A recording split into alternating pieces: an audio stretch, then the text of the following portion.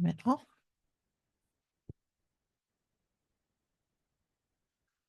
Hey everyone, welcome to this month's episode of the members only Q&A. We're excited to have you guys here, me and Carla. We are in Cincinnati in our podcast studio, and we are hoping to be able to help you all improve your businesses a little, answer your questions, and maybe you guys can even share some information and some tips and tricks with each other. A few little housekeeping things if you haven't been here before to one of our Q&As. If you could mute yourself, that would be great. In the bottom, there is a chat section you can click on, and that should open up a chat bar, usually over on your right-hand side. And you'll see all the other guests in there, and you can exchange comments and questions with them if you'd like. Or you can also post your comments and questions over there. If you'd prefer to, you can also hit the hand raise emoji, and that'll put a hand raise emoji on your screen and show us, and we will call on you, and you can unmute yourself. And if you want to, you can just turn on your audio and ask your questions that way. Or if you'd like, you can turn on your camera and uh, and be on video too.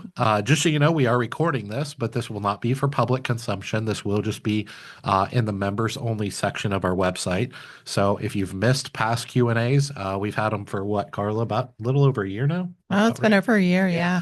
Over a year. So we do these every month. If you have missed them in the past, that's part of your membership, is you can go over there and check out the Q&As that we've had in the past. See some friendly faces in here. So good to see you guys back again. And we're pumped up to spend a little more than an hour with you guys and see if we can answer some questions for you. Is there anything that I missed, Carla? I don't think so. No? If anybody's joining a little bit late, remember you can either post questions in the chat or you can click the raise hand icon and we'll ask you to unmute and you can join the discussion that way. So, Yep. and I'm assuming you all got the email that went out. So it had the link there to all the different Q&As we've had in the past. So you can, and I try to keep a running list of kind of the topics covered. So if there's any certain topic you want to see that we've talked about in the past, do that. So Yep. who has a question or a topic they want to talk about? Yeah, let us know, like I said, either in the chat or just raise your hand or let us know how we can help you here. I always tell people, if you don't ask us questions, I'm just going to keep talking. And nobody wants that. Nobody wants that. Hey, Livia has something. So, I saw you raise your hand. yeah, go ahead and unmute yourself if you would, Livia. Okay, Livia, wait a second. You're There we still, go. there you go. Yes. Yes. So I'm happy to be back. Yeah, good to have you. I have a question. Sure. I remember in the past you said something like you had 3 laundromats. Mhm. Two of them did around 300,000. One did over 1 million or something like that. And I would like to know if you can give an example of one of the 300,000 ones. What are your costs, main costs, and how much profit you make? Okay. So we actually have 4 laundromats at one time. So Okay. we've opened 5 different laundromats, but when we opened our 5th one, it was really close to the very first one we ever did. So we Okay. actually closed that one the same day we opened our 5th one. So we have 4 active stores. The one that makes $1 million, that's because we run our pickup and delivery business out of it. So it does, all of our stores do self-serve and they do drop-off laundry. And then we have 2 stores that also offer dry cleaning, but we do outsource it. We don't do the dry cleaning ourselves. We have a partner and they pick it up every day and deliver it back to us the next day. But then just the one location does pickup and delivery. So you were asking about the locations that don't do as much revenue because they don't have the pickup and delivery. Yes. By far, our greatest costs, I don't have it off the top of my head for percentages for you, but obviously the equipment payment is a big part of the cost. The rent is a decent size of the cost.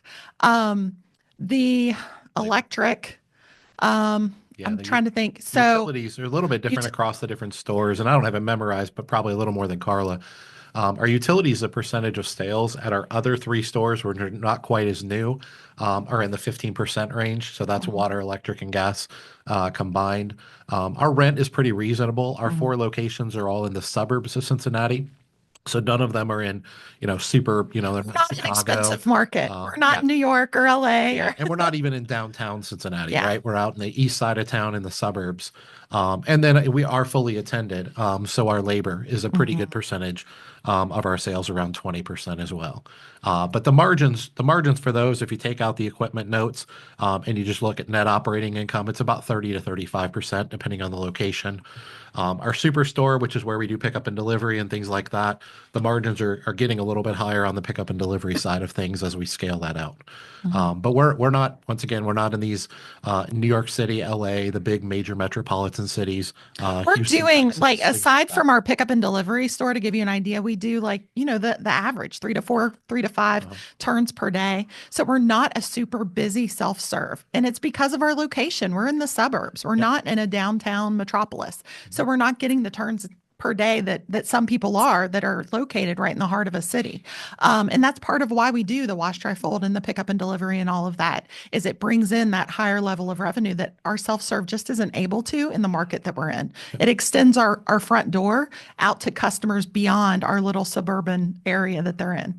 Yeah, but those 4 locations, I think the number is probably about 2.4 million a year that they do between all of them, and about half of that revenue is from our superstore, which that's our entire pickup and delivery fleet.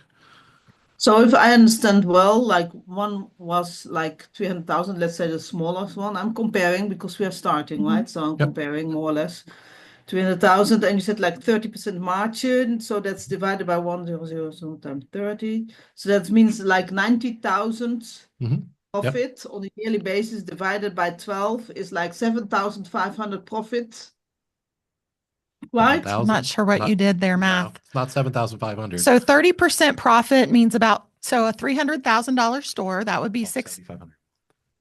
Yeah. I'm So not, 60,000 a year in profit. And you're saying, and I'm not sure what you did after that. So 300,000. I always do divide by 100 Yeah. and times 30 for just to understand. So it's 90,000.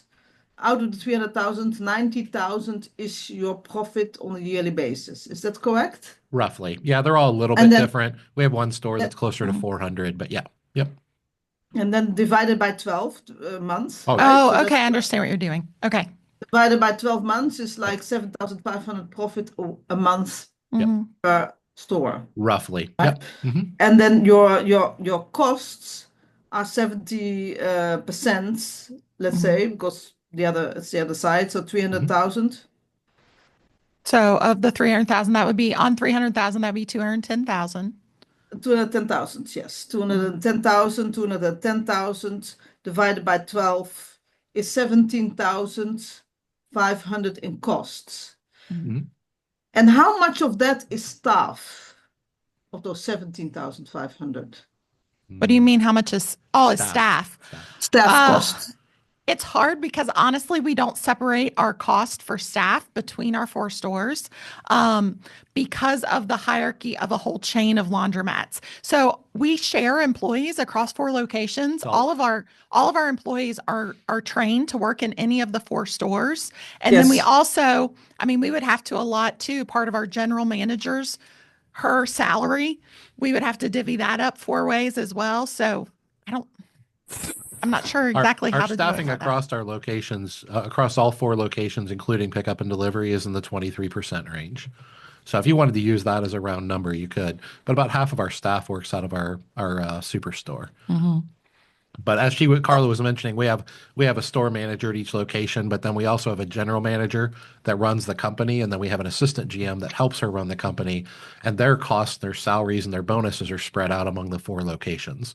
Does that make sense? Okay. So Yes. they're run as one entity. The pickup and delivery entity is a different entity, but Mhm. the 4 stores are run as one location, one entity, if that makes sense. But Yeah, if we you don't just have said, them separated out so in if you our don't, books. let's say if you didn't have those other stores and just that one store and you were the manager Mhm. and your staff, how much would that cost you? How many hours do they work? So we're fully staffed 7 days a week from 9 a.m. till last load is at 9 p.m. and they might get out of there by like 10. So that would be 13 hours times 7 days a week times our attendants currently make, is it 14 or 14.50 an hour? 1350. but we calculate $15 for labor. So about $15 per hour for labor, but that's going to be different perhaps in your market. No, it will be similar. Okay. Will be Because you're similar, yeah. down in Florida. Is that Florida, right? yes. Okay. Yes. Yeah. So 15, so this you said 13 hours a day times 7. Times 7 days a 91 week. per week, yeah. And then times 4.5 weeks in a month. So that did I do that well? I don't know. I don't know. I'm So not it's- doing it on a calculator. Okay, sorry. 13 times 7 is times 4.5. That's in total 409 hours, let's say, per month. Okay. And then take Times that 15 times $15 an hour. There you is go. 6,142.50. Okay. And you have always only one person at staff, or do you Yeah, also have sometimes overlaps? That sometimes there are 2 people. the only time we have 2 people is they overlap their shifts. I can't talk.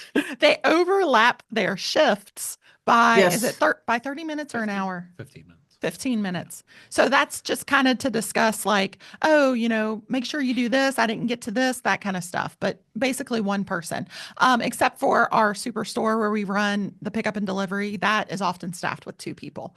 But our smaller locations or our less busy locations, they just have one person. Yeah, and we do have a Like few for- hours. We do have a few Yeah. hours in the morning that are unattended too. We open at 7 a.m. And we're staffed until 9 p.m. But we actually don't have attendants on duty from 7 a.m. to 9 a.m. or 7 a.m. to 9 a.m. So once again, I'm not sure how granular you're wanting to get the numbers, but we didn't bring our books to the call today. So I'm trying to give you just rough numbers off the top of our head. And a rough number of the equipment loan, a rough number. We're not going to share that. Sorry. Yeah. Oh. And honestly, even that, I would have to break it out by store because Yes. we've lumped them all together where we've refinanced into one lump sum. So Yeah, we have one loan across all 4 locations. Now we've consolidated them together.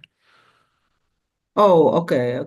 And do you use a specific lender for that? We've used different lenders across the years, whoever's offering the best rates. We try not to bounce around too much, but our current loan is through Alliance. we've also used Eastern Funding.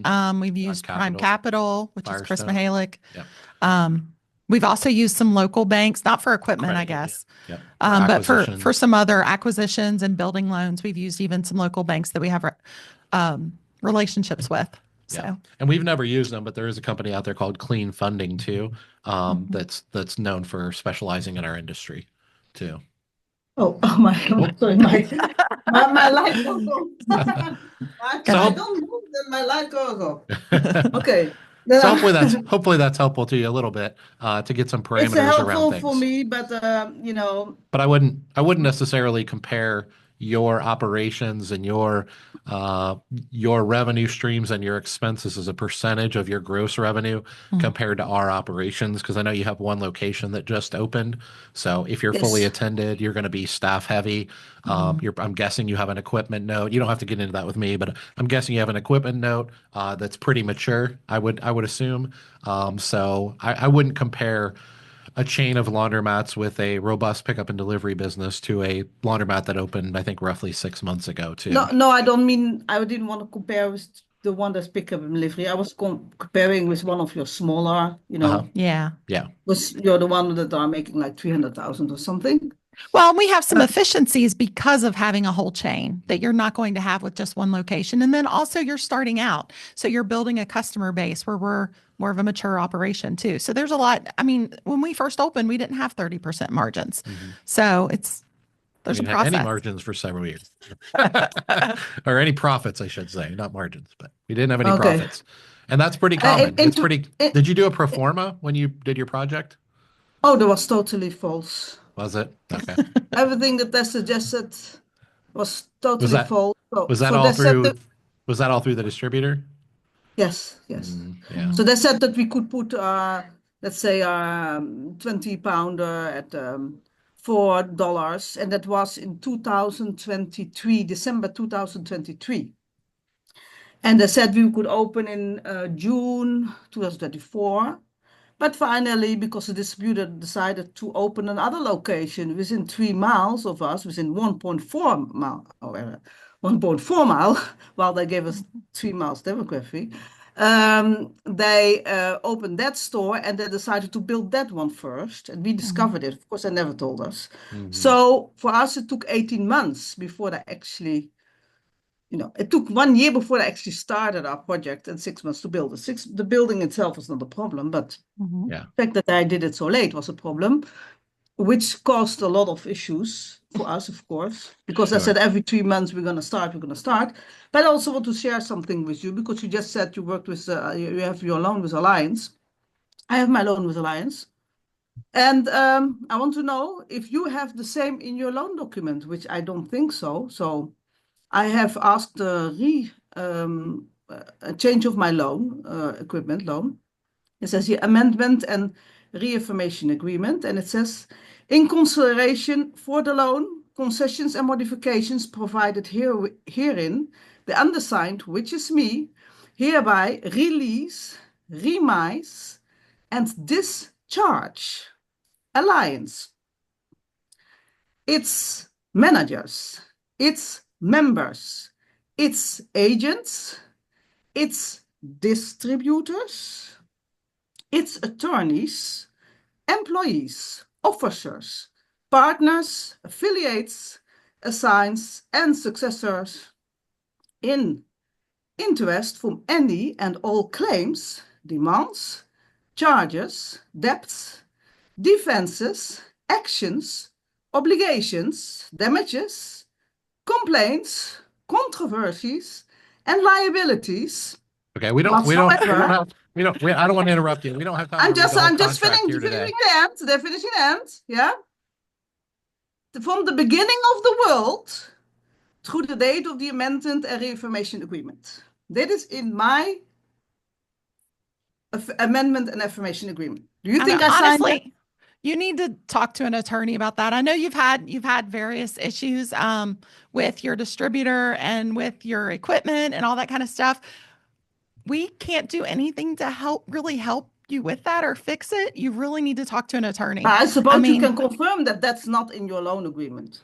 I have no idea because we had our attorney look at it.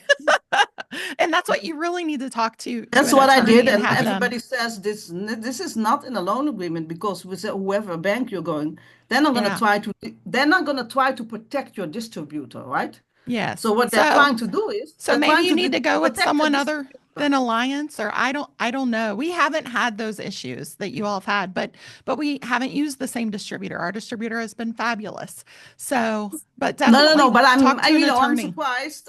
I thought I could trust Alliance, Sure. Yeah. but apparently I can't trust them because they try to even protect my distributor by Yeah. making me sign this in small letters, not Mhm. even saying it, but putting it in Well, small letters. So much and they want to protect that's their why it's distributor, important right? that you always have an attorney look at stuff before you sign it. Yeah, for sure. Just to because we only have a limited amount of time. I know, Sam, you were starting to ask a question. We have a question from Michael. Do the equipment lenders like Alliance fund just the equipment costs or the full build out costs?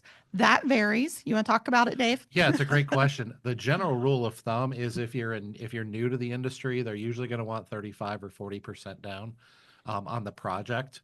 When you're not a newbie, if it's just an equipment retool or something like that, then a lot of times, once you've been in the industry 3 years or more, they will finance up to, I don't want to make any promises here, but up to 100% of the equipment note. But they will typically, whether it's a retool or a new construction, even if you're not a newbie in the industry, they typically will not finance much, if any, of the build out costs.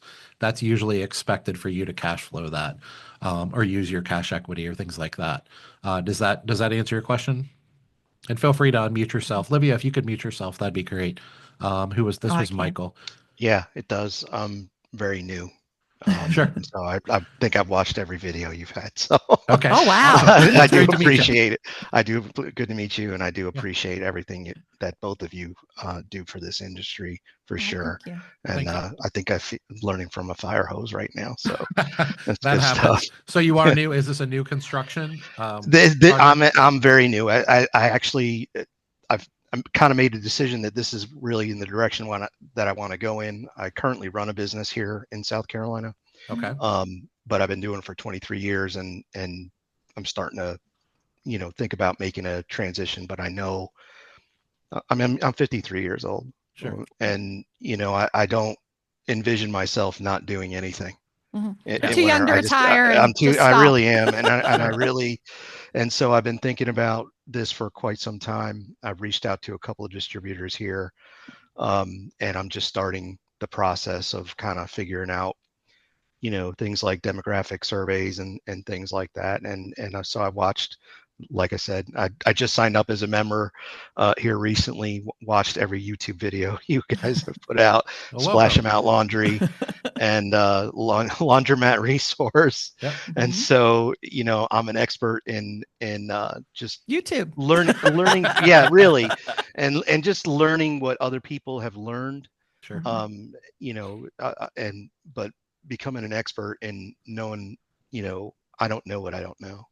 And Yeah. so I want to, learn as much as I can from folks like you. Sure. Well, we appreciate that. To go a little further on your question, if you're building a new construction from the ground up and you're a new laundromat owner, they're typically, let's say you put together this project package with a distributor and it's going to be a $1.2 million project. As a newbie, they're typically going to require 30 to 40% down on the totality of that project. How they'll back out of that is a lot of times they'll say, and I'm just going to make up some numbers here, but let's say of that 1.2, $1 million is equipment, which it wouldn't be, but let's say it's $1 million in equipment. A lot of times they'll finance the majority of that, and the 200K will go towards your build out. Does that make sense? Because they want to leverage things that are leverageable, right?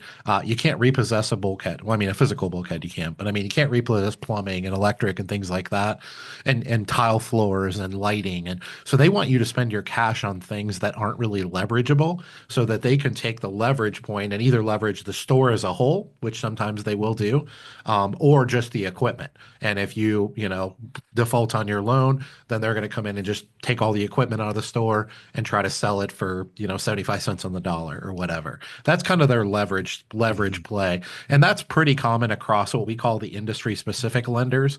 So whether it's Eastern Funding or Alliance or Dexter or Laundrolux, any of the manufacturers, Clean Laundry or Prime Capital or the companies that specialize in our industry. Now, if you go to an SBA loan, right, through an outside lender, or even you can do SBA loans through Eastern as an example, then there's SBA packages available for that where you can finance up to 90/10. And even for newbies, you can do that. Sometimes that's just for acquisition. Sometimes for that's the totality of the package.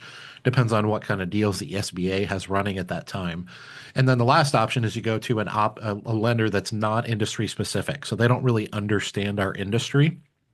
This would be like a local bank or a credit union or even a national bank or a community bank, a regional bank, something like that. Any of them that don't really understand our industry, a lot of times they'll even want more than 40% down because they don't really know how to mitigate their risk for a laundromat. And to be honest with you, when they see somebody that doesn't have any experience in this industry building a $1.2 million laundromat, their head kind of explodes. And they like when they look at our industry from the outside looking in, they don't think this is a real business, right? They just kind of treat us as like a bubblegum machine, right? It's like, Mhm. oh, you own a laundromat. That's cute, That's right? just vending. Yeah, You're like they vending just think wash. it's like a room with a bunch of snack vending machines in it. It's kind of how they. So our industry isn't in the past is more common than in the present, but our industry for outside lenders, they don't really see our business as the true amazing investment that it actually is. They don't see it as what I refer to as the top of the industry. Now, the industry specific lenders, they all understand that in spades. And that's why sometimes you can get some pretty good deals from them. But typically, what I tell people when you put together a package is, you're going to have a ramp up period. So expect to put 30 to 40% down on that first deal and expect to have to cash flow that for a couple years as you're ramping up and getting out of the red and into the black and et cetera, et cetera. But once you get to kind of the magic mark is about 3 years. Once you've owned a laundromat for 3 years, it's like a whole new world opens up to you financially, and the lenders look at you through a different lens. And things like consolidation and better terms are more available to you than they would be when you're new to the industry for the first time. And of course, that's assuming you've kind of proved yourself to be a top of the industry operator. Does that make sense? It does. It does. Yeah, Thank but you. that's the best way to look at it is I always say put yourself in their shoes and they're going to assume that you as a newbie are going to be higher risk, even if you have business experience in other industries. Now, the industry specific lenders, I mean, our data shows us that people that come into our industry that have business experience as an entrepreneur in other industries, like you've owned franchises or you owned a print shop or a plumbing company or whatever, anyone that has entrepreneurial experience and can show a record of success, like there's a correlation of success, right? 50% of the things that make a plumbing owner successful are going to also make a laundromat owner. So if you can be successful and you have 20 years experience owning a plumbing company, the odds that those skills are transferable to a certain level are true. So a lot of times they'll be like, okay, we'll do 30% or maybe even 25%. But if you're just coming from a stereotypical corporate America, you're an accountant and an employee at a company and you've never owned a business in your life, even though you're very smart and very successful, you've never lived in the world of small business and entrepreneurship. So they're going to see you as higher risk. Is that helpful? That's very helpful, Dave. I Okay. appreciate it. Sure, absolutely.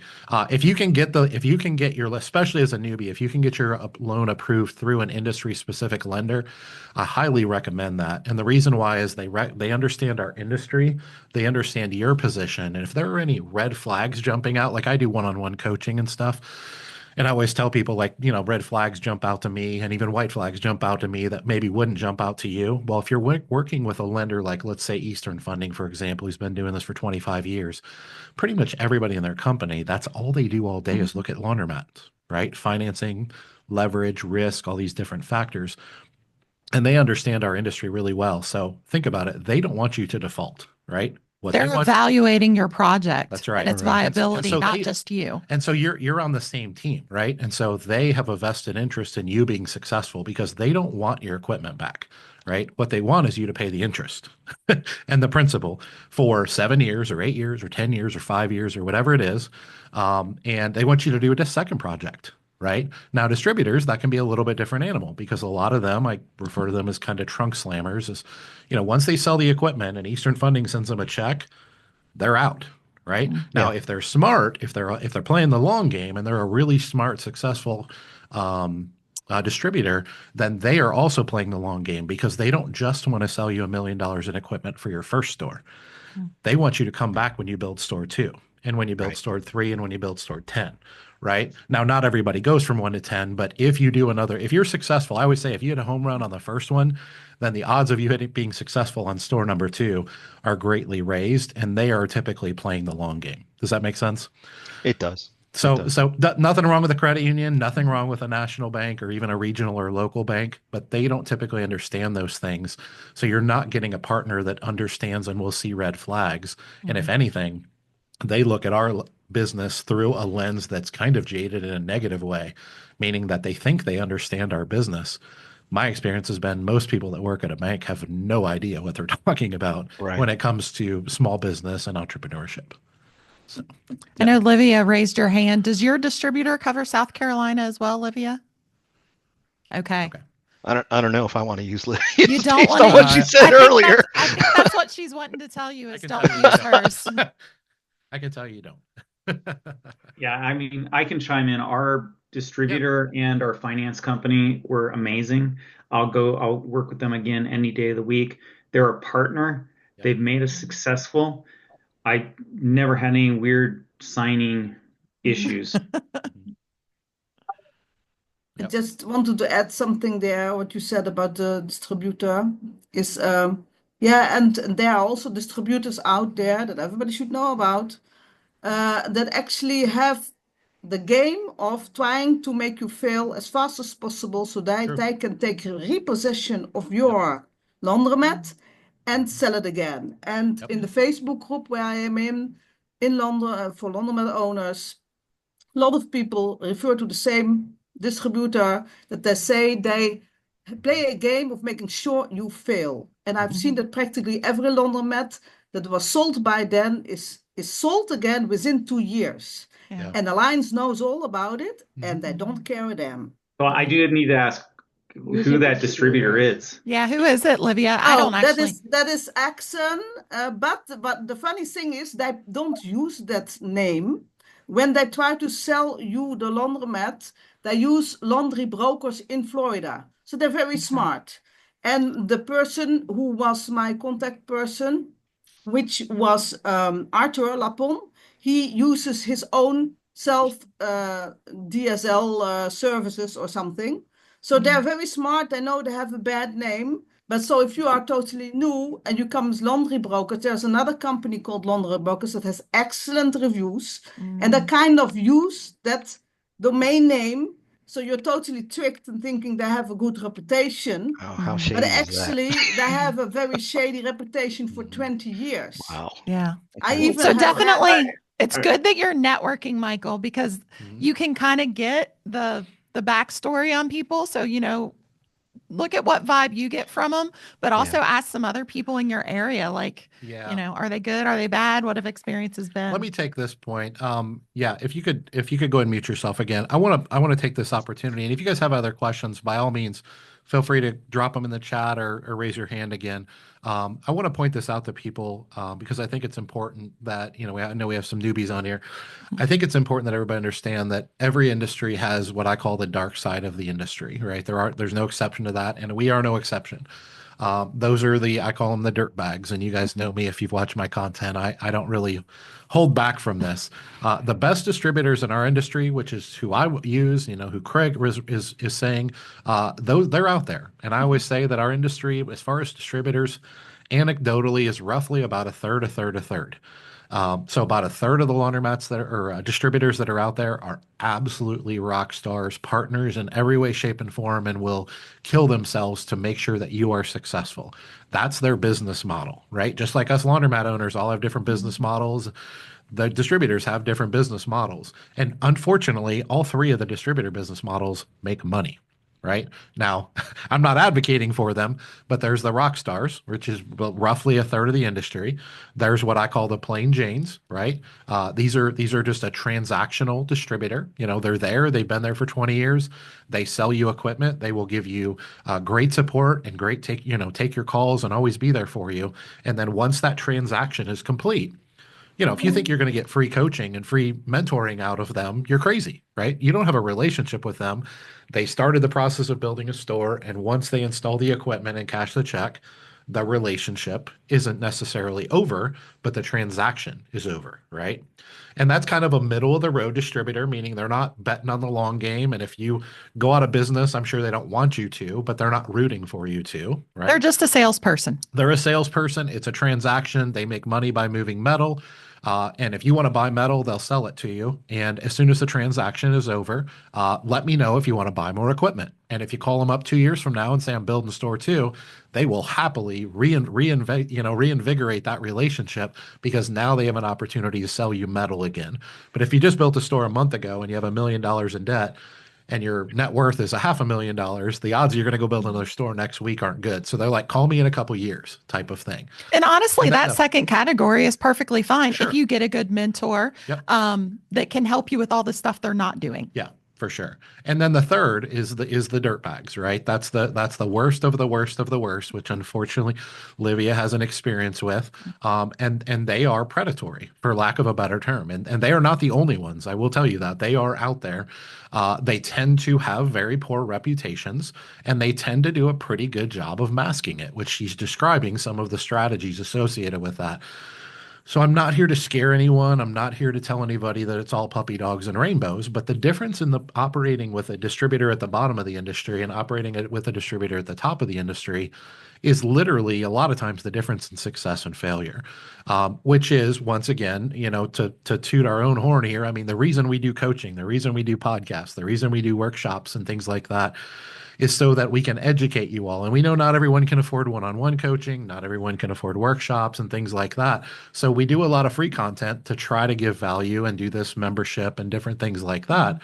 But we also want everybody to understand kind of the dynamics of the industry and what you're looking at. And by the way, just so everybody knows, there are also 3 or 4 categories of us laundromat owners.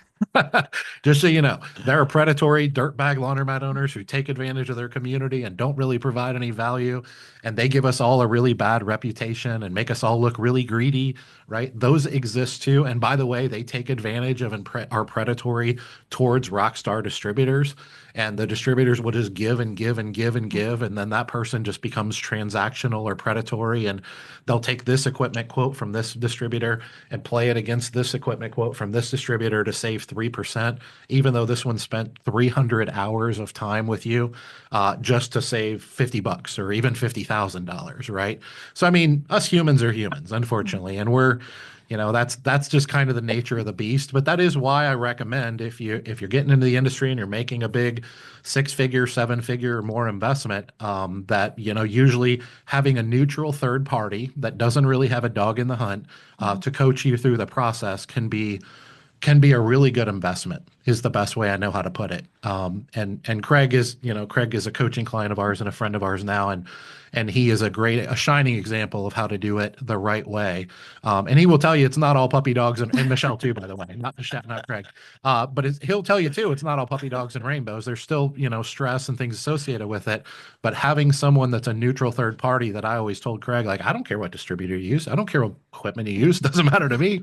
But we talk through on coaching calls. What does a bad distributor look like? What does a good distributor look like? Right. And he already had a relationship with this distributor when he found me. But one of the first things we did on the first few calls is like, hey, how about we check this a little bit? Let's have a few conversations around this. And real quickly, it was like, yeah, that's what you're looking for. So that's how the industry works at its best is, do you need somebody like me to protect you from a rock star distributor? No, not necessarily. But sometimes, they all will give you all this love and attention. And you might think they're all rock star distributors until one day the bottom falls out and you realize you're in big trouble. So unfortunately, that is the dark side of the industry. And we've had several new people join since we started. Yes, so we have. just a little reminder, you can post questions in the chat if you want, or you can click on the raise hand icon and we can ask you to unmute if you have questions or topics you want to talk about here. Yep. And you're welcome to turn on your camera, turn off your camera. When you're talking, when you're not talking. I see Katania's here, so I just want to say hi because it's been a little while. Hope you're doing well, sweetie. And we're glad to see your. She's a former client at our workshop, so it's been a little while. I hope things are going well for you. But keep the questions coming. We've got another. We want to make sure we try to get to everybody's questions if we can. We've got about 20 or 30 more minutes. We'll probably run a little bit over, but let us know what other questions we have. Craig always comes with a list. Oh, geez. Yeah. So we're definitely doing Google advertising to pull people in. We're using Launder Boost, which Dave associated with. They're also managing our Google business profile. We're starting to think about doing like a theming, like a once for the 12 months of the year, come up with, hey, this is what we're going to talk about for this month. And we're going to start popping in because we have good friends. They're running a bakery and they're like, Craig, you are missing out if you're not doing Facebook and Instagram ads. So we're starting to look at that. Launder Boost can help us with that also. But I mean, we're starting to just play around with this concept of theming and what's the best for each month and kind of setting that up. And we're going to start putting a little bit of money over in Facebook and Instagram just to see what it generates for us. I'm always about revenue generation. We are on a climb. We're quarter after quarter, we've been improving. We've been operating for about 9 months now after a full retool. And Dave, you mentioned, I just a little piece on that. I came to Dave because he did not have a dog in the fight. And I needed somebody to say, is this the right direction? And he helped point and set me in the right direction with regard to the distributor, the store build. I mean, Dave, we went through so much in those first few months, but that allowed us to completely retool and get set up for success. And we've definitely grown over the last 9 months tremendously, and I don't see it stopping. Yeah. I mean, every week, new customers. We have a first, though. We have to fire somebody within a week. Within 1 week. Within 1 week. Yeah, that's a first. That happens. Well, that may be a first for you, but that ain't a first. That's a first for me. And this was like literally, I told her what to do, and she went and did it again the next day. I'm like, oh my gosh, Yeah. Really? Yeah. So Yeah. that was my first. When But they're belligerent, that tells you all you need to know. That usually makes it actually really easy. Maybe not emotionally easy, but it's a very clear cut. This has to happen. Right. So It's harder when you have to fire somebody just because they're not right for the position. They didn't do anything wrong. Yeah. They're just not right, you know? yeah, no, I have one that's kind of like there right now, but yeah. Right. So the really my question is around advertising, generating revenue, Yep. and we're not going to slow down on our Google clicks and all that in the Google News profile, but this other avenue is a potential rich gold mine to get maybe a younger set to know about what's going on with our store, with Instagram and whatnot. And anyway, just this kind of an open-ended question. What are your thoughts? What advice, direction could you provide? I'm not sure that I fully understand. So you're going to have a different monthly theme that you're going to kind of advertise on social media to draw Yeah. people in. Just kind of so we have something to target. So Okay. for instance, we're coming out of kind of the winter season is kind of Mhm. turning off all those comforters, have them Mhm. come into the store and we'll target for 1 month. Comforters, come to Monster Laundry. We can do them for Mhm. you, something like that. Okay. And then the next month we target something else and just kind of have themes, 12 Okay. themes over the entire year. Okay, I will mention if you go on our page, so we design a lot of like we do 1080 by 1080, which works for Instagram because it works for all the platforms. We have in our shop, there are social media ads already made that you can use and just like you can download them and put them into Canva or anything like that and just add your logo to it. So there's a lot already made like for things like it's getting cooler. Get out those thick comforters for comforter specials. There's also different ones for all the different holidays, but then some of them are like focusing on, that you have these really big machines or focusing on. So there's some things you might be able to find in there that we have already available that you can even tweak, or they might just inspire you an idea that you want to do something additional with.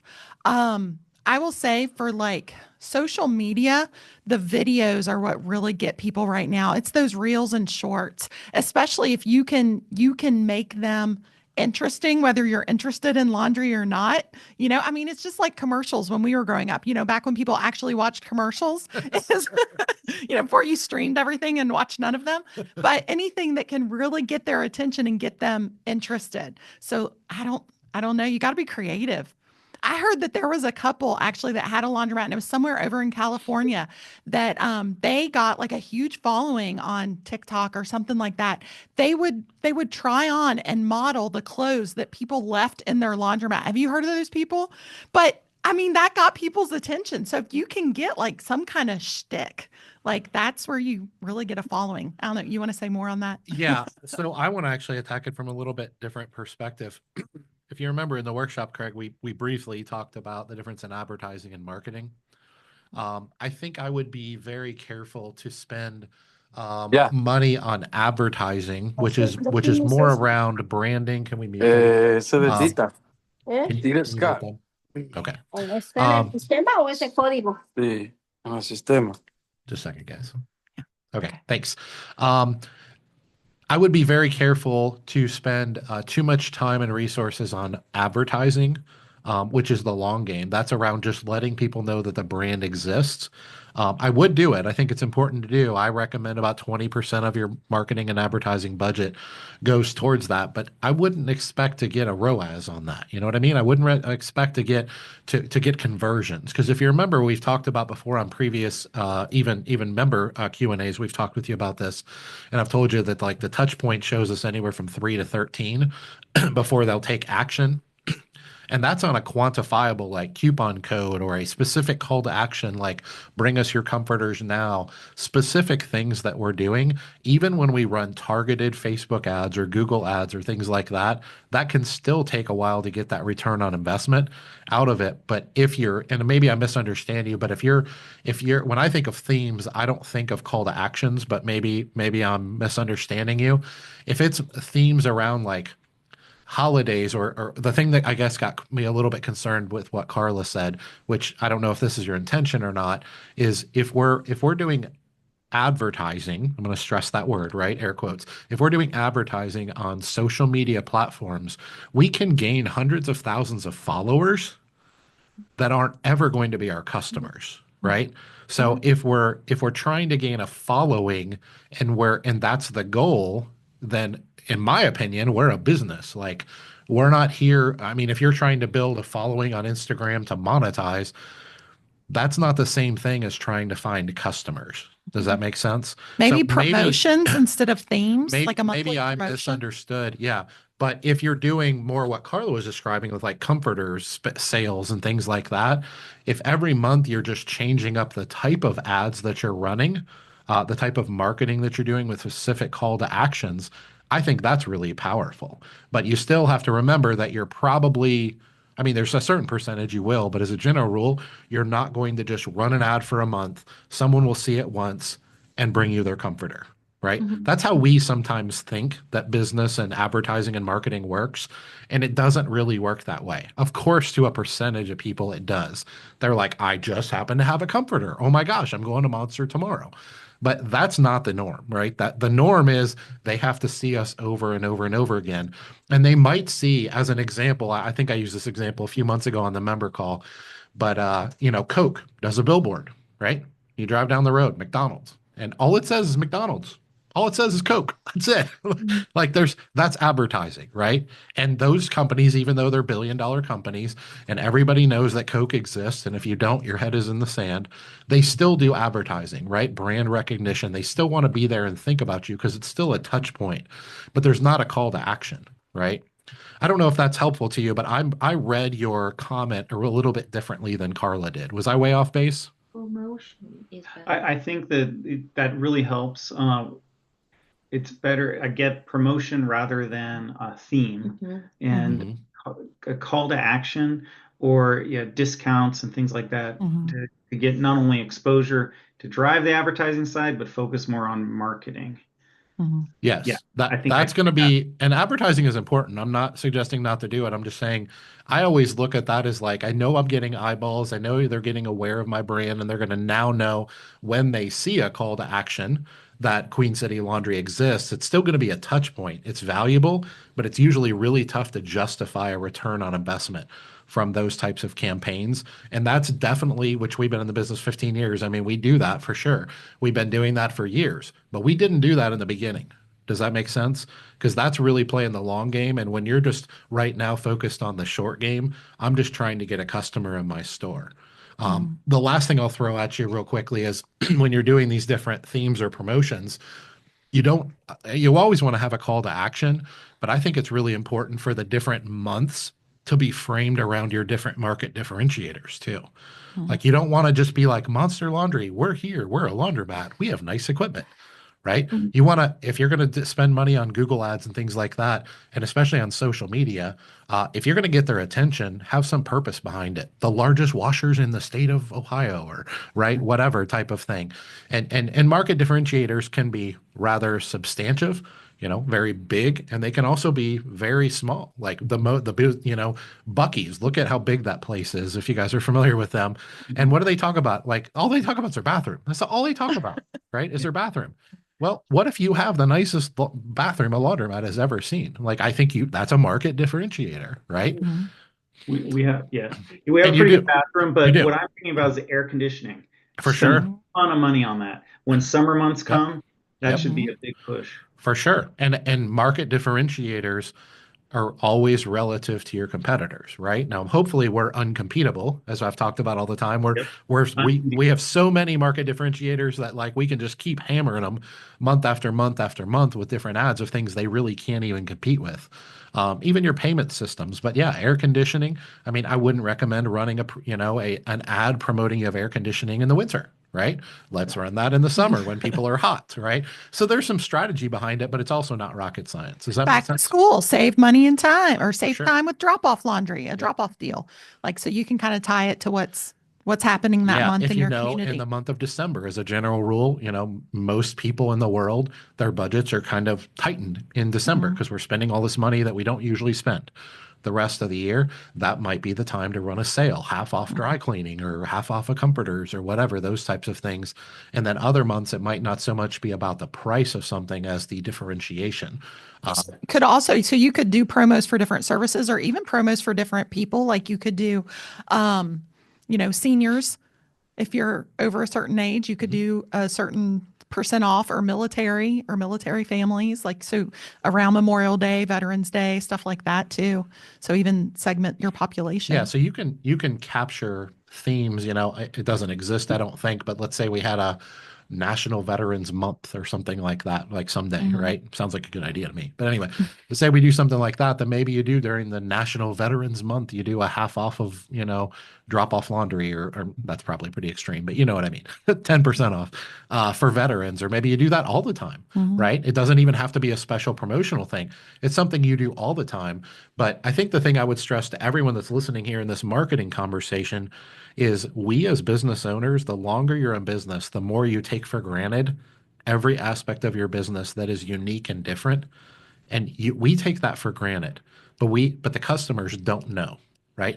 I'll give you a great example. We're thought leaders and we do all these different podcasts and things all the time. Me and Carla have to remind ourselves all the time that just because we've said something 100 times on a camera doesn't mean that you heard it.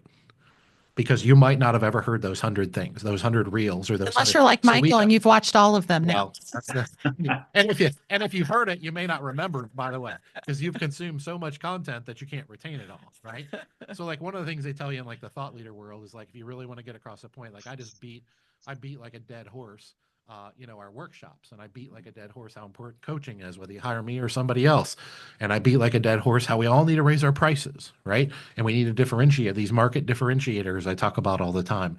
And sometimes I'm like, they get it, like they've heard it. But I think we take for granted, whether it's you and your business or me and Laundromat Millionaire business, I think we take for granted that our customers have gotten the message, heard the story, know what you mean, and you can move on to the next thing. Because while Craig may have, for example, there's always another Craig, right? Who hasn't heard, doesn't even know Dave Menz exists, right? So from the perspective of Monster Laundry, remember that even if you had 100% saturation in your market, which you never will, there's always going to be people moving out of your market and always people moving into your market who have never heard of Monster Laundry.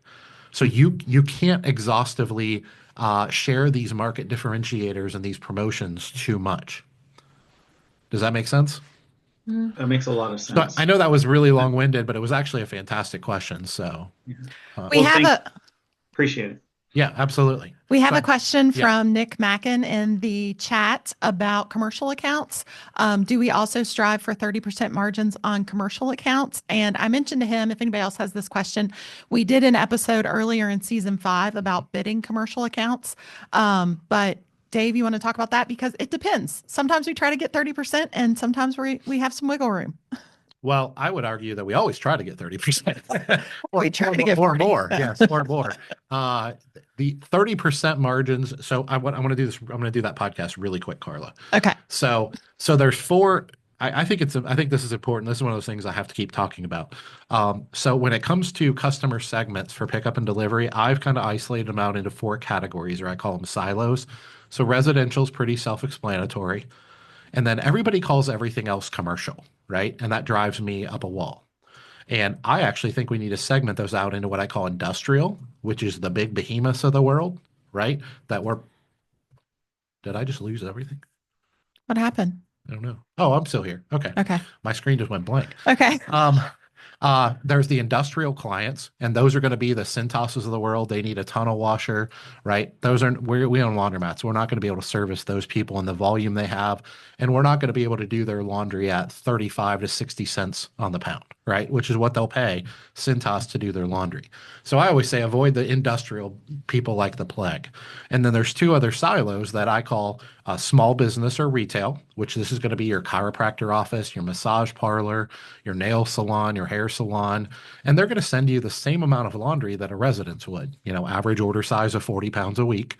And we're not going to really treat them any different, even though they're technically commercial customers, right? But we're not going to treat them any different. Typically, we don't give them a discount at all because they don't have the volume, and they don't usually want a discount. They just don't want to do the laundry. They just don't want to have to take it home and do it at night. They're usually a small retail business. And then the fourth category is what I call true commercial. But I feel like industrial and small business get categorized with true commercial, and I think they need their own category.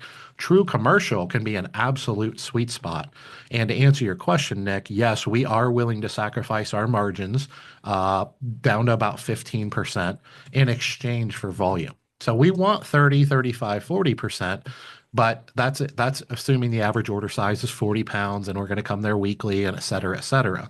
But if you have let's say a boutique hotel or a small conference center or something like that, that's not big enough to get the attention of the industrial people, the Cintases of the world, but they're small enough to have specific catered needs that we can accommodate as a family-owned business.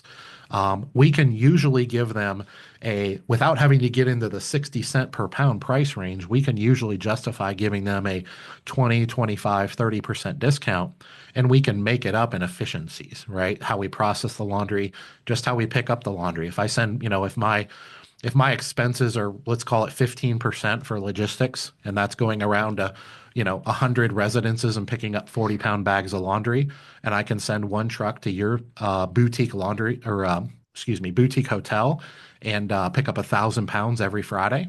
And you don't need it back next day. You don't need it back till next Friday. So I have a week to process it. Maybe I can process half of that with what I call free labor or excess capacity in my staffing. Those types of things, I can cut my expenses and pass those savings and expenses onto them, and then also trim my margin. So I can often give them a 30, 35% discount, and then accept, instead of a 30 or 40% margin, accept a 15, 20% margin. And I can maybe charge them, and I'm making up numbers here, but let's say $1.70 a pound versus $2.49 a pound. And I don't even know that math works, but you get the idea. So I'm not sure if that makes sense to you, but there is a whole podcast where we go a lot deeper on it. But I think it's important that we as an industry understand these four silos, and that the other three, the industrial, the true commercial, and the small business or retail, when we get to conferences and you're sitting in a room with somebody speaking on a panel or something, they'll be speaking in three different languages up there, and they're all using the word commercial. And I'm like, wait a second, that guy's talking about industrial. This lady over here is talking about small business. She just talked about a chiropractor's office. This person over here is talking about a 2,000 pound a week small boutique conference center or wedding planner or something like that. So I think it's important to segregate those out so that we know who we're dealing with. And, because of that, I haven't done a good enough job of verbalizing that. A lot of people in the industry think I'm anti-commercial, which is insane. I'm not anti-commercial. Anti-industrial. Yes, I'm anti-industrial. For us laundromat owners. So if you watch that podcast, I think it'll go in a lot more detail for you. But I think Nick, if you're still with us, feel free to follow up question in the chat or unmute yourself or whatever if I didn't cover it good enough for Nick's you. still here. So hopefully that helps a little bit. All right, we got a few more minutes, and Carla, I think we can run over 10 or 15 minutes. Yeah. If we have a few more questions. I know the chat's filling up. Oh, just saw Katanya said hi. Yes. Or howdy. She said howdy. Oh, there's Nick. Did that help answer your question? Yeah, that helped out a lot. I appreciate it. We just started this thing, so we're trying to get commercial stuff and just trying to figure out what we're going to offer them. I start going around to businesses this week and next week to really drive stuff in, and just trying to figure out what we're going to offer these customers. It's kind of we don't want to short ourselves. You know what I mean? We got to make money at the end, but I want their business. So yeah. Tough, so let me ask you this question, and this might fall into a little bit of free coaching, guys. But when you say I'm trying to get commercial customers, why are you trying to get commercial? Like, what's the goal there, other than just I want business and I want money? Steady. We want steady pickup every week. Something so we can cover cost of the attendant there and just have a steady business there. Okay. So we're doing residential just drop off right now. And next month, we're going to start doing some pickup and deliveries we're going to go into slowly here. I work full-time as a fireman, so I'm transitioning out of that job into the business full-time. So when I do that, we're going to start with the pickup. But for now, we're just trying to get business in the door. Okay. I had a feeling that's what you would say. And the reason I ask you the question is there's nothing wrong with commercial, by the way. They're great business. They do tend to be steady. But I don't know that they're any more steady than residential, right? So I would hate for you to not go after another segment of society that's very, very valuable. I think they're both important. I don't think it's an either or proposition. Now, marketing to residential customers a little bit different animal. You can hang door hangers, but that's not super effective. I mean, you probably don't want to do cold knocking on doors, but I mean, people do. You're typically going to get to them through digital media, right? Get through their phone, right? Facebook marketing, Google advertising, things like that. But the reason I point this out to you is we have a pretty substantial pickup and delivery business right now. And about 90% of our business is residential, and about 80% of our revenue comes from 20% of our customers. So there is a segment of society out there that doesn't want to ever do laundry, and they are some of our most profitable and best customers. So even though they're not a business, these are, I mean, well, I'll give you an example. Me and Carla, we have two teenagers at home. We haven't done laundry in 8 years, right? Now, we are some of our best customers, aside from our team says we're deadbeats because we don't pay, which is true. But a different conversation. But we are the stereotypical family with, family of four with a husband and wife and 2.3 kids at home and all this stuff, the average stereotypical American family.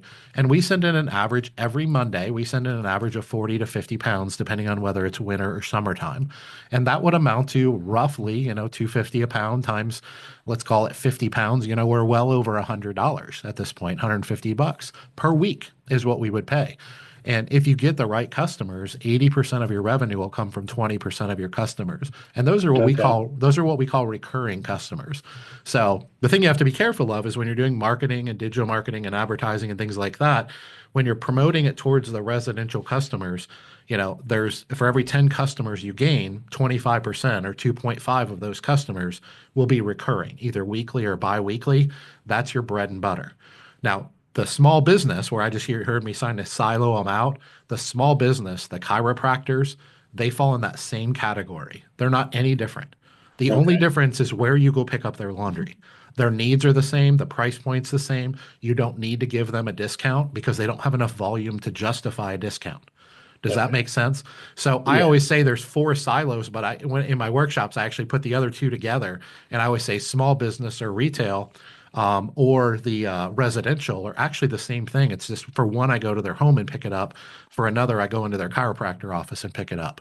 But their behavior, their patterns, their reliability, their price sensitivity, all these things are mirror images of each other. So a lot of people call them commercial, which technically they are, but their behavioral patterns and their price point and even the margins are actually much more similar to residential. And the reason I point that out to you is a lot of times when we launch pickup and delivery, we think we want these commercial customers. And usually, I was wondering what you would tell me, but usually people will tell me that that's associated with volume. They usually say, why go to 100 houses and pick up 1,000 pounds when I can go to one business and pick up 1,000 pounds, right? Much more I think efficient. that's good. You hear that a lot. You hear that a lot from people online, you know? And it is true, right? What I always tell people is if you can get that customer and they are loyal and they do need weekly service and they are not price sensitive, absolutely. I'm not here to tell you not to go after them. We have some of those and we love them, right? But the difference in them and an industrial customer, or the difference in them and a retail customer, who we tend to throw them all in the commercial bread basket, those are 3 of polarizingly different customer and avatars. Their price sensitivity. I mean, one of them we can charge $2.49 a pound and they will never ask for a discount. And they will appreciate us like you would not believe. They're golden customers. And then the other end of the spectrum, industrial customers that have 10, 20,000 pounds a week. Talk about being the dog that caught the UPS truck. I mean, you think you want that customer until you see what 10,000 pounds of laundry looks like. And then you realize they're charging you 50 or they're paying you 50 cents a pound, right? So just to pile on what he's saying, a couple of negatives of the commercial clients. And I was typing, so I apologize if I repeat something he was saying. But some negatives of having those large commercial clients. When you're getting that 1,000 pounds a week from one business, it's great when they're loyal, but if they stop, using you, then it's you don't have that, you're not diversified. If you're into like investing or whatever your investments, you're not diversified. If we lose one residential or small business client, it doesn't affect us as well. We're not having to lay off employees or anything like that. So that's one thing with the commercial clients is you become less diversified. The other thing is with the commercial clients, sometimes they require additional machinery that you may not have, because we have some commercial clients that at this point we can't service because we don't have the ironers and some of that, or hospital grade equipment to do, the linen. So there's some of those commercial clients we're not even able to serve too. So just two negatives there. The premise of kind of what we teach isn't that any of those things are bad. It's the premise of everything we teach is the foundation is like you own a laundromat. That's like the beginning of the premise. And not everybody here does, but for the most part, most of our customers or most of our viewers own a laundromat.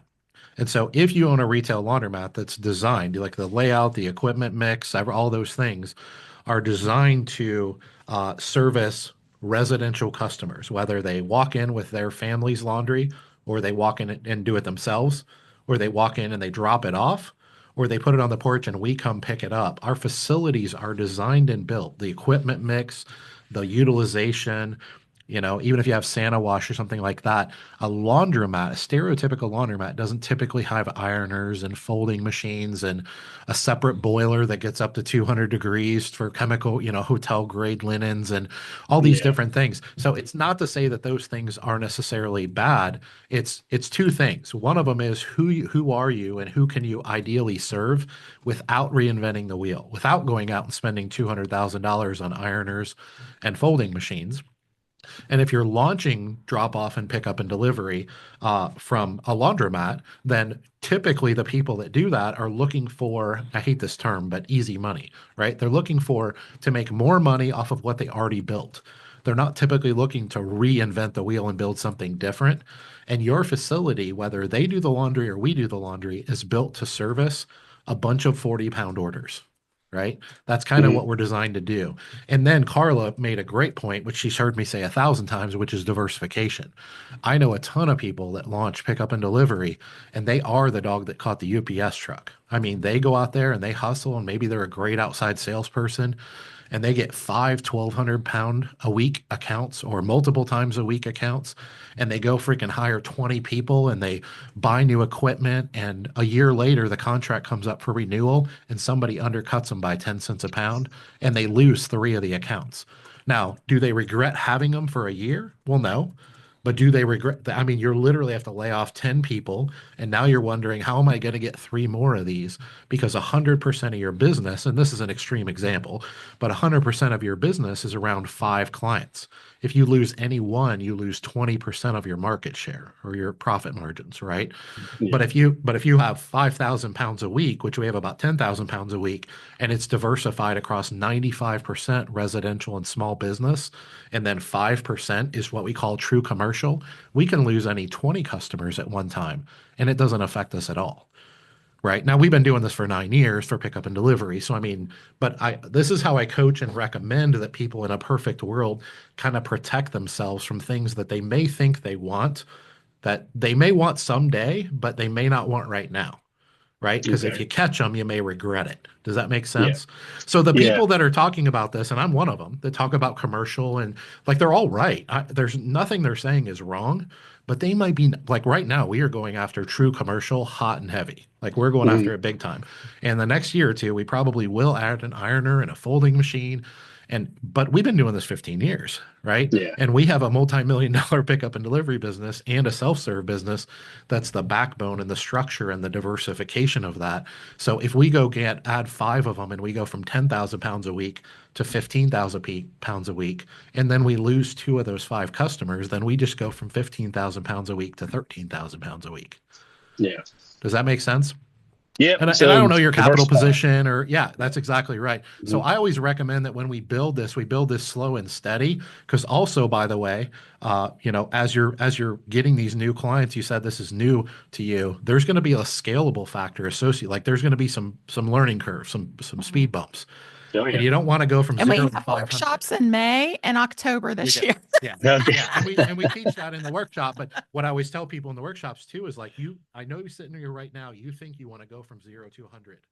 But I'm telling you, you're a 16-year-old driver that just got your license last week. And you don't want to go from 0 to 100, no matter how cool that car looks. Start Right? with a really consistent product. Yes. You got to start with the product. Yeah. And your team too. I mean, you might have a Yeah. very mature team. I don't know a ton about your operations. You may have things. I'm kind of speaking to a general broad group of people, not really you specifically, Nick.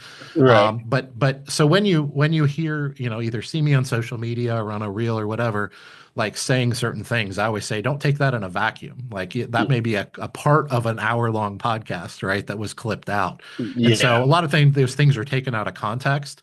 But I will tell you, as anyone, that even if you're a mature laundromat owner and you're launching pickup and delivery, you want to be careful not to scale that too quickly, although you may think you want to, because it'll bite you. And I can tell you, like, we're examples of that. We were shot out of a rocket ship, and we lost 6 figures on our pickup and delivery the first 2 years. We could afford to weather that because we had a chain of laundromats that did really well. But I'd rather teach you how to, maybe not. Don't make our mistakes. That's what our workshop is. I want you to make money. To be called "Don't Make Our Mistakes." Yeah. Don't do what we do. Yeah. You may catch me up there. You may catch me up there one time. But I get what you're saying, because that's how our self-service laundry journey kind of went too. Same thing. Fill out bumps and bruises, and then build off of those mistakes. And and I should say, talking about our team, we have our team in place, but we're still working that out. We're still working out the handbook, the training, everything is, but we're still integrating all of those things. So I hear what you're saying on take those baby steps. Yeah. Yeah. And it's a fine line. I always say we don't want to crawl too long. We want to walk pretty quickly. But we don't want to be shot out of a cannon either. And I think I know I'm guilty of this 100 times over. Like for the first 10 years we were in business, I was like, yes, I do want to be shot out of a cannon. And every time I did, I was like, holy Lord, that was crazy. Like, right. Yeah. And 100% of the time I lost money. Now I usually pick myself up by my bootstraps and figured some things out.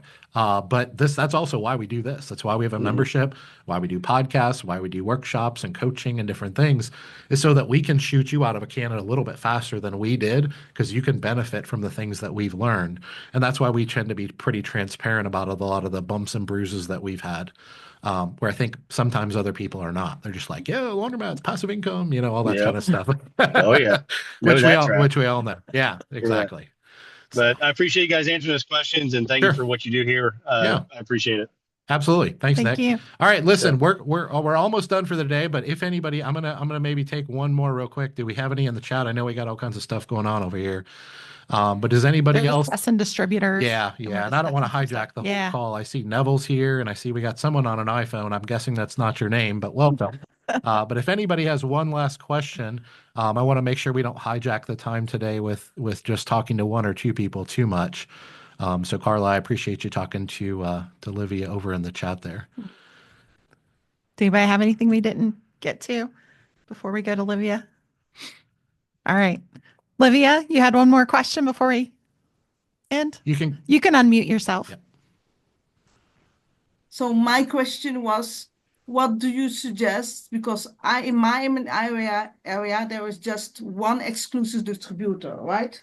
If I want to invest again, I'm obliged to go to them. If I want to buy Squid, King, Hübsch, or one other mark. The only way is that I totally choose a different mark, Electrolux.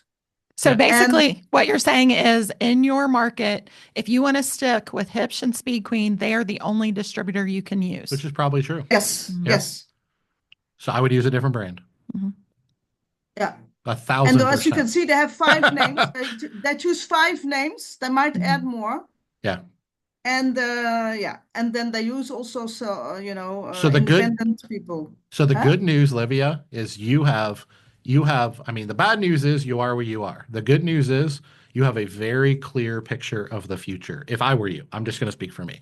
If I were you, and I had went through what you had went through with who I'd went through it with 100% guarantee, I would never do business with them again. No matter but neither what. is Alliance, because Alliance protects them. I can't even have a loan with them. Yeah. So, there's other good equipment out there. That's right. So the good news is, I always say there's roughly 7 major manufacturers of laundry equipment. It depends on who you pick, but roughly 7, and you figured out 1 or 2 of them that you can't use, both associated with Alliance. And if you ever need to do another project, that would be my starting point is unless you move somewhere else, another market. But I mean, if you're in your market, then you're going to move forward. Or even if you replace equipment 10, 20 years from now, you're probably not going to ever use them again. And that gives you a little bit of clarity. I know it doesn't help with the bumps and bruises that you're experiencing today. You got to live through those too. And I get that. Maybe think about who else you want to use, or just the fact that you don't want to stay with who you have, and that when you're thinking about payment systems and stuff like that, you want to make sure that you go with something that can work on any other equipment for sure too. I don't know if you're It using can like what? the HIPSH pay. What did you say? I said also, in thinking about like when you're thinking about what payment system you want to use, obviously you probably don't want to make your pay all go through like the HIPSH command or whatever, because you want to, or you don't want to do Speed Queen app, because those are things that can only work on their equipment. So when you're deciding what type of pay you can do at your machine, is think about, you want to go with something that can be used on any brand machine. Does that make sense? So like you could use okay. like LaundryWorks can go with any machine, or the ESD card readers or fast card. Like there's all kinds of different payment systems. But as you're deciding what you put in your laundromat, make sure you're putting stuff. We have already that system of HIPSH, we have the app, but of course the POS is a different story. Yeah. Yes. The one thing, do you know of other good brands? Like I'm thinking at Electrolux, what other brands do you recommend or heard of that are good?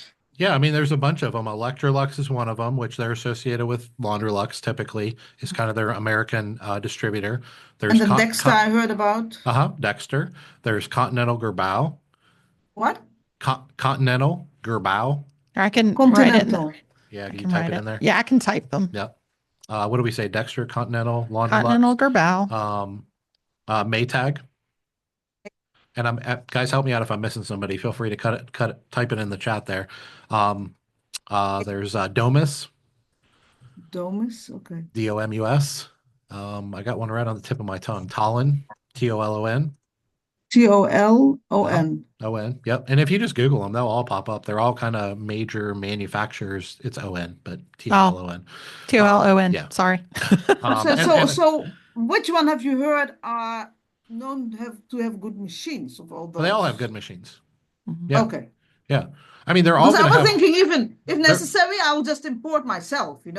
Yeah. I'm not going to. I'm not aware. There might be some like Chinese company or something that like I'm not familiar with, but all the major manufacturers of laundry equipment that serve the United States market, like I said, there's roughly 7 of them. They all make good equipment. Now, of course, there's pros and cons. You might like this control or this style door or this water level or whatever. I mean, this touchscreen or not touchscreen. But what we recommend people do is don't focus, and I know the manufacturers don't want me saying this, but we recommend people don't focus on the manufacturer of laundry equipment, focus on the distributor. Like if I were talking to Craig, I wouldn't tell Craig to use Alliance equipment. I would tell Craig to find an awesome distributor, and he would say, I did, and they sell Dexter. And I would say, what, Craig? Buy Dexter, right? That's what I would say. And if I'm talking to Michael, and I don't even know where you are, Michael, but South Carolina, and I can't think of a good distributor there, but if he said, hey, I found a Rockstar distributor that's exactly what you described, and they sell ABC laundry equipment, I would say, awesome, let's buy ABC laundry equipment. Right? Yes. So people think because we use HIPSH and Speed Queen equipment that we are Alliance people, and we're not. I've told Mike Shabe that, which is the CEO, right to his face. I'm not an Alliance guy, right? What I am is an HM guy. My equipment distributor is one of my best friends. They are easily responsible for 50% of my success in this industry, and I would buy whatever equipment they sell. If they started selling bubblegum equipment tomorrow, that's what I would buy from them. And I think that's how we as independent laundromat owners should make decisions like this, because that's who we're trying to build a relationship with. And if I were to sell everything and move from Cincinnati to Texas, HM doesn't service Texas. Like I would talk to all the major manufacturers of laundry equipment, and I would figure out who I think is a Rockstar distributor. And let's say maybe there's 3 out of 7 that are Rockstar distributors, and I would have a conversation with all 3. And of course, I would look at the equipment and the controls and the financing, and then I would make a decision to bet on one of those 3 Rockstar distributors.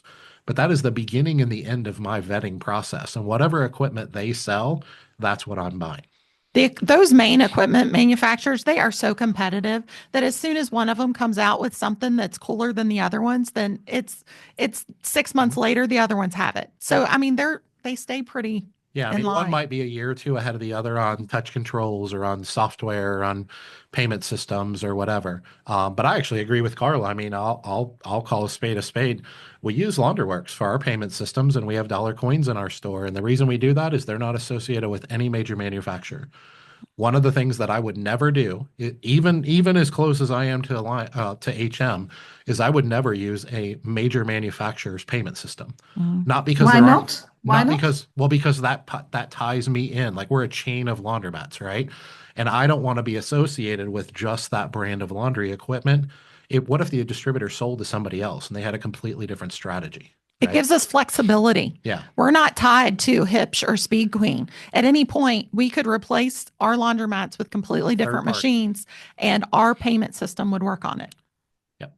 And our Santa Wash mean, would we work would on have- it, and our Perfect Pour would work on it. And by the way, I want to be very clear. I'm not here to say that if you do that, or if you have done that, that you're going to fail. I'm not saying that. I'm just saying you're more tied to that manufacturer. You cannot use Hipsh Command as your payment system on Electrolux equipment, right? So Yes. if your Then I customers have are to used choose to a that different payment store. system, Yeah. that's right. So now we not only have to switch equipment brands and distributors, but we also have to switch payment systems. And let's say I have 3 stores within 20 miles of Cincinnati, Ohio. I personally, and this is just my opinion, I want to systematize things. I want customers to know that if they buy a Launderworks card, they can go to any of my 4 Queen City Laundry locations, and that money on that card or that money on the app or whatever will work at any of those 4 locations.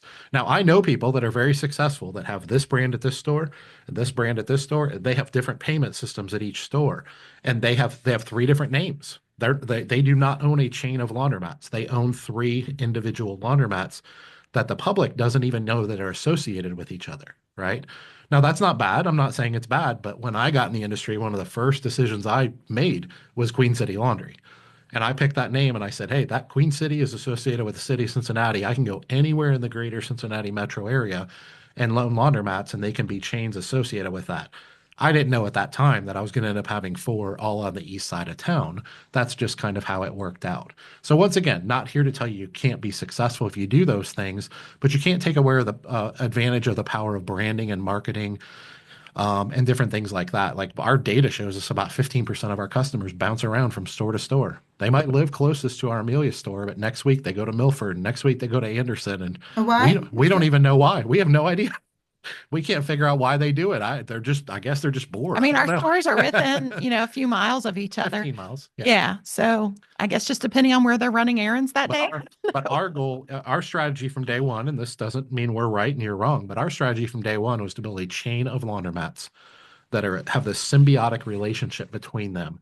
Just like if you were to go to Target, like if somebody gives you a gift card at Target, you could go to a Target in California, New York, or Cincinnati, and that Target gift card will work. Now, I'm not trying to build the Target of laundromats, but maybe in Cincinnati.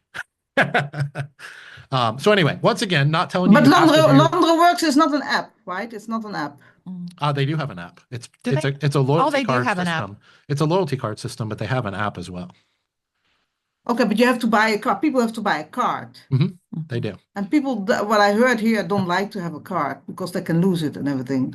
Yeah, it's not as big of a deal as it used to be. They can register them, and then even if they lose them, they just come up to your attendant and say, I lost my card. They pull it up, give them a new one with the same value on it, and you just like cancel the old card. So even if you lose a card, it's still, you can keep your value. And if they put money on it, you can give it back to them if you choose to. I mean, there's a lot of operational strategies you can use. There are some people that don't like having money on a card. We're hybrid, so they can actually pay with their phone pay, Google Pay, Apple Pay. They can pay with dollar coins. I mean, we have multiple ways to pay, but the Launderworks card system is one of the ways that they can pay. Now, there are some business models out there that only have Launderworks. You have to have a card, and that's where people get a little bit fussy sometimes. But it's not the end of the world. It's probably not going to make or break you, but you will have some customers that don't like coins. If you're all quarters, there are some customers who will come and be like, you guys are still using quarters? You got to be kidding me. And they'll turn around and leave. There are some customers that come in and see you have only phone pay, and they'll be like, nope, if I can't use cash, I'm not coming here. I mean, You just have to know your clients. Yeah. So we like being hybrid because we always say we'll take your money no matter how you want to give it to us. So how much do you pay for the credit card? Is it 4%? Credit card Ours is through transactions. cents. We have a flat 4%. Our credit card readers are the cents. They call them penny readers. I don't know why they call it that, but the little thing on the machine that they can use their card and just tap or whatever.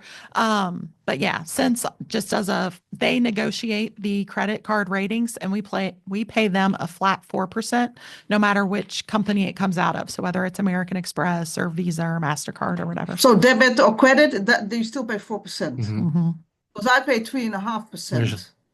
There's no pre-authorization or anything like that. POS, from my POS system. Yep. Yeah, a lot of the systems, your rate will even vary depending on the type of card it is. And that's what Sense just negotiates a flat. But yeah, and a lot of times they'll have other ancillary fees. Credit card transactions are usually associated with a certain percentage, and then they'll also charge you a per transaction fee. Like, for example, 16 cents per transaction plus 3.25% or something. And we just like that it's clean and simple. We know exactly what we're going to pay. It's a flat 4%. So you work with Sense, is that it? Yeah. And Sense actually bought Launderworks, so that's we were going to use Launderworks anyways, but they actually bought them, so it worked out pretty good for us. So and they're our POS system too, and we use them for our driving software, for our delivery software as well. Yep. Okay, and then last question. I spent more than closer to 1.8 million to 2 million for my laundromat. So I didn't understand why you are just 200,000 next to the equipment loan, because for the build out I didn't pay 200,000. I paid more closer to 800,000. Oh, I was just using random numbers. Those aren't real numbers. And that's why I mentioned to you. Numbers. Yeah, he was just using round numbers. I mentioned to you, as far as our build outs over the years have varied a lot. All 5 of our laundromats started as zombie mats. So the infrastructure was there. And then as far as early on in our business, we didn't have the cash flow to do like a full renovation. So we were, sweat equity. We were in there painting the walls and cleaning down on our hands and knees because we didn't have the extra money. And then as we've gotten further into our career, we've had more money to spend on renovation, where our most recent one was a full gut job, where we just like completely tore out everything down to the concrete walls. So our renovations have varied a lot. Our retools have varied a lot, depending on just the state that it was in when we purchased it. Yep. So. I saw Michael. I can answer this real quickly. Yes, it is a cost of doing business. You can charge them for the fee, like Launderworks, and pretty much all of them work this way.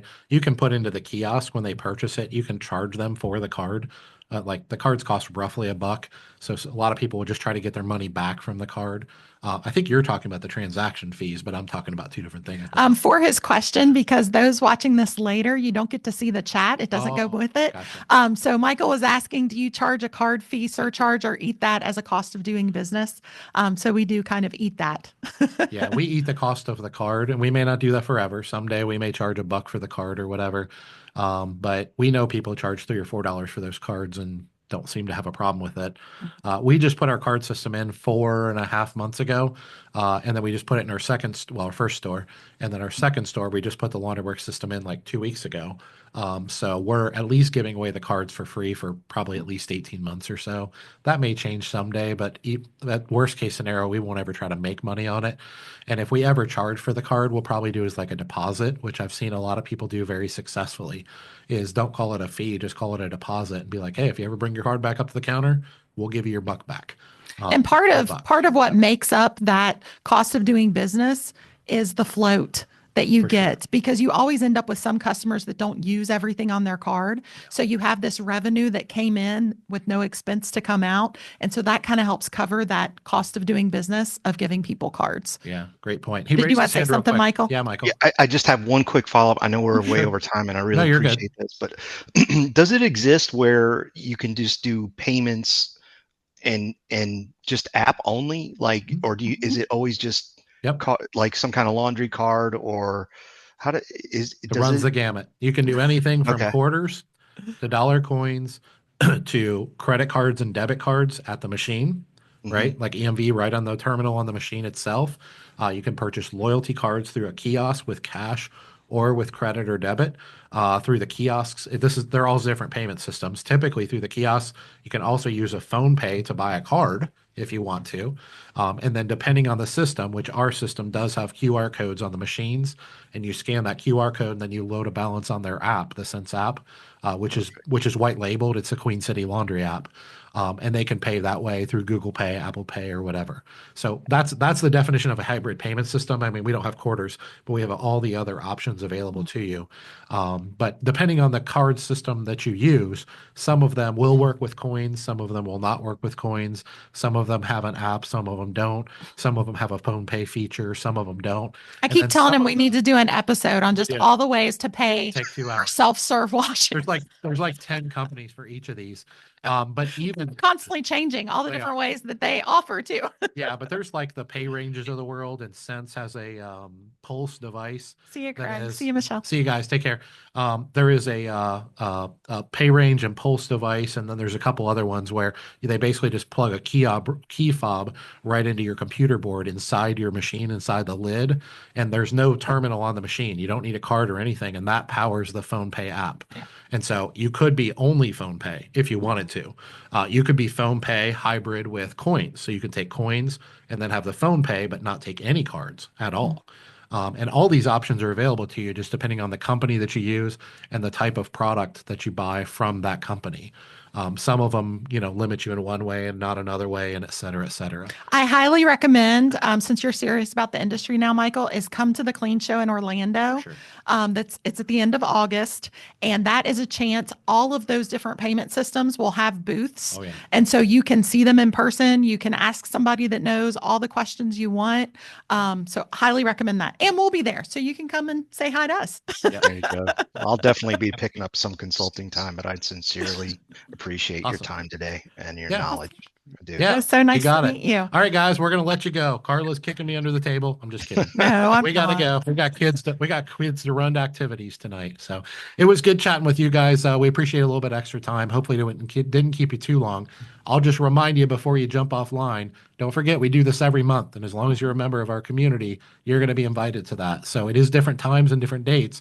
So watch for your emails. And I usually try to post on social media. I always post it on as a the reminder, website too. And if you're on our email list, you're going to get an email blast that goes out to everybody. But your link will be a private email link just for you to join us like you used today. So we'll see you guys next month. Take care. Thank you. Thank Bye, you. guys. See ya. Thank you.